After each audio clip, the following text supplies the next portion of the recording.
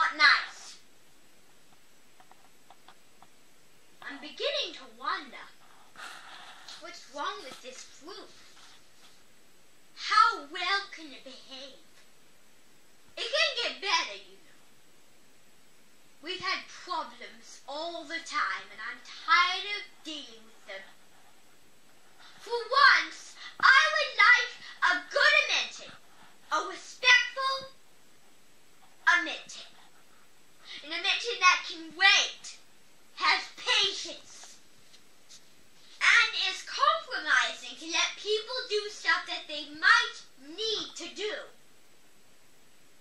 I'm really sick of it.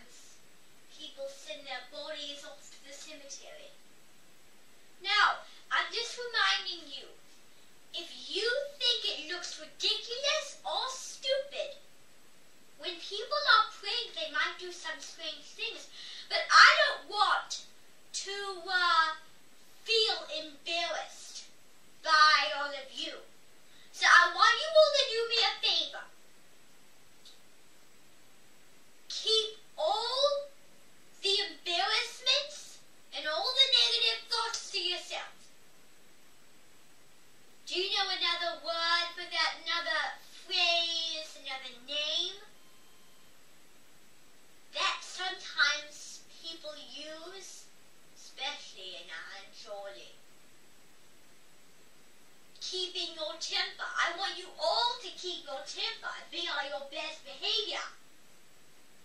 Because if I see any of you embarrass anyone out there, we're coming in with no words, and all of you are sitting down and putting your heads down.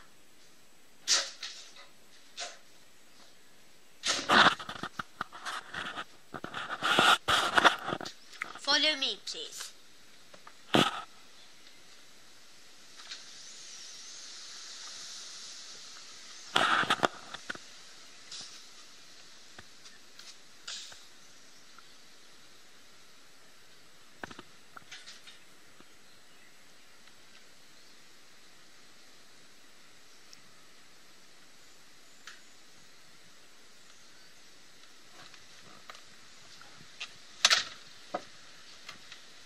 Be careful, these stairs are not as stable as they were. Okay, so as you can see, we're out in the beautiful backyard. Now, there's many flowers. There's a few of them growing. Over here we have our beautiful daisies that are growing. See, a lot of them are starting to grow. We also have all of these vibrant leaves that are starting to grow green and nice, and the grass is starting to grow nice and green. It's just a green world out here. Everything is green. The grass, the leaves, the plants. beautiful thing to do, to grow grass, and the seed of the grass in the wintertime just grows when spring comes, of course. Now, I want you to see something else. This garden right here is growing, but as you can see, there's a lot of green in this whole yard. Now, the plants have not grown yet. The tomatoes and the peppers are over here, the peppers are somewhere in that area. So, I just want to say that over there is something we call dill. It's used in a lot of cream sauces. It's used in tartar sauces, mayonnaise, and also it's used in the classic potato salad with cream, sour cream, potatoes, and a little bit of dill and celery to add that nice refreshing crunch. So anyway, this garden has a variety of well-growing plants. We have all of our varieties in this garden. Now also, these, I've talked to you about this, but I'm going to do it again because that was the day where everyone was very disrespectful in the late spring. These are tomato plants. Now, half of them are Bush's Big Boy, the other is Chuck's Early Jewel.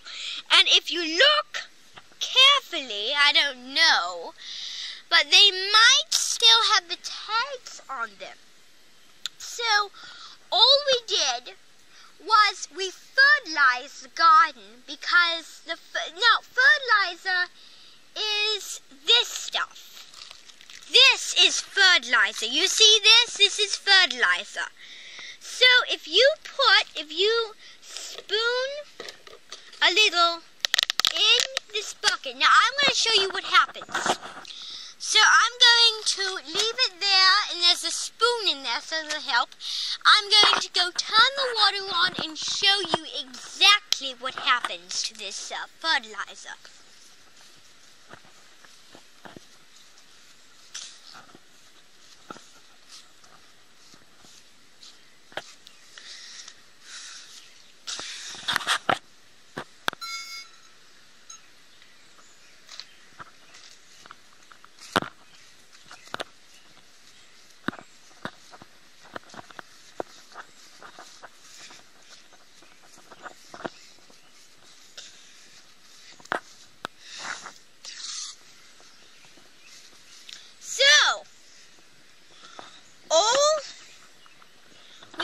To do is,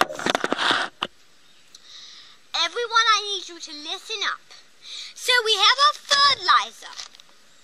Now, we are going to spoon the fertilizer in our bucket. So let me see here. The spoon is not the cleanest, but it'll have to do. So I'm not going to put any in the garden because we already did that. Put it all around, we put it in the roots. Put it all around the roots, in the soil, around the roots of the plant.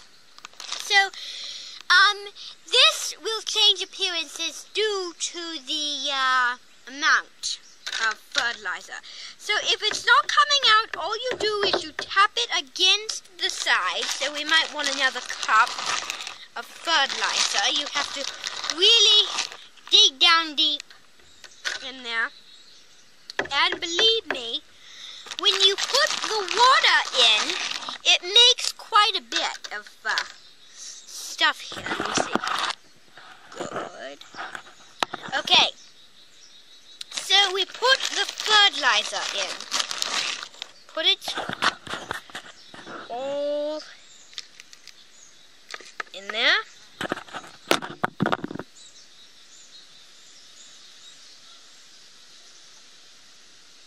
So then,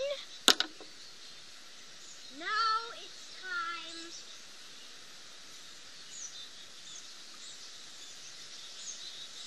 for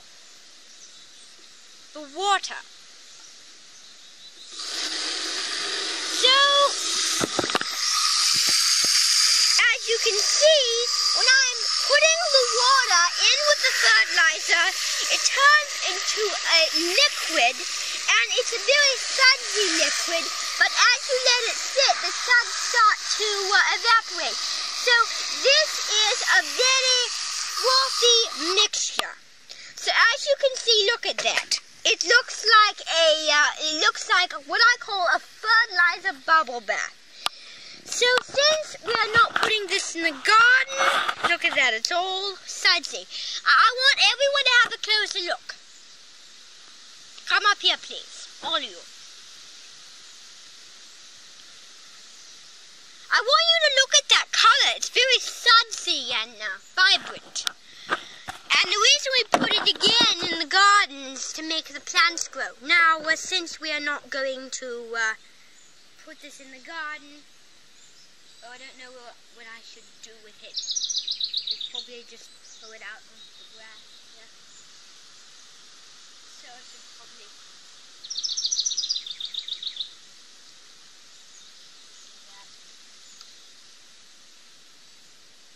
Yeah.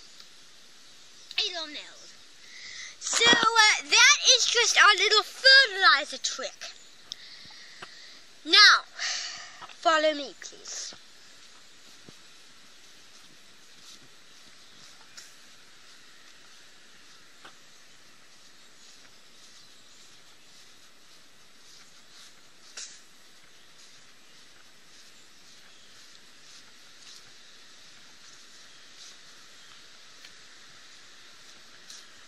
Excuse me?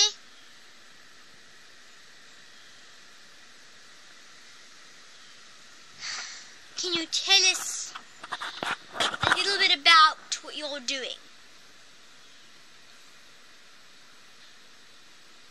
Who is his name? Isaac. That's just a telling God. That's not even a real person. That's just... Well, it could be a name, but it's actually a myth. It's actually about God, about Israel.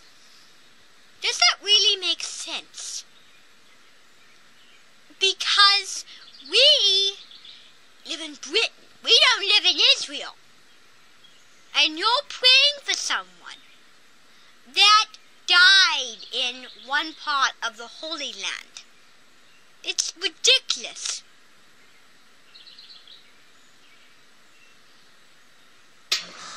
Oh, all these old ways.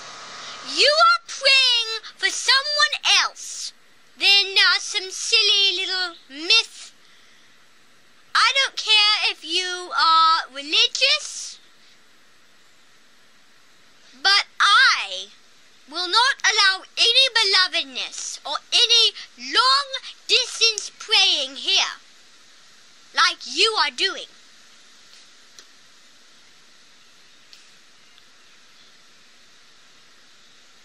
And you know what?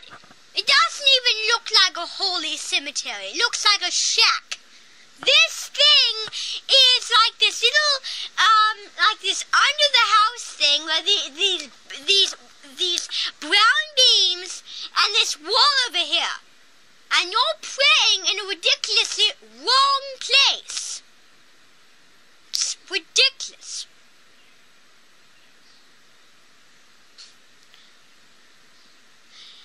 For the last time, this is not the Holy Land. This is here. We live here.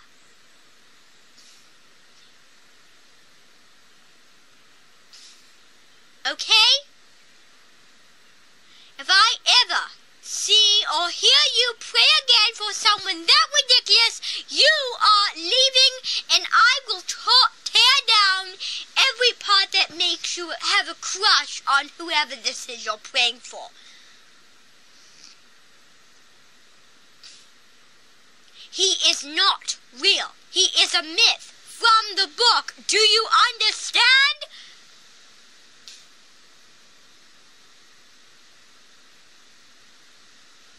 They are not real. I don't believe in anything so silly.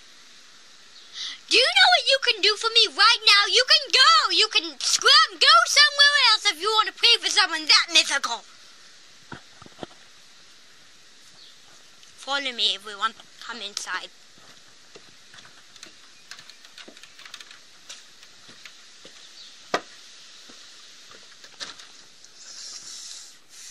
Come in, please.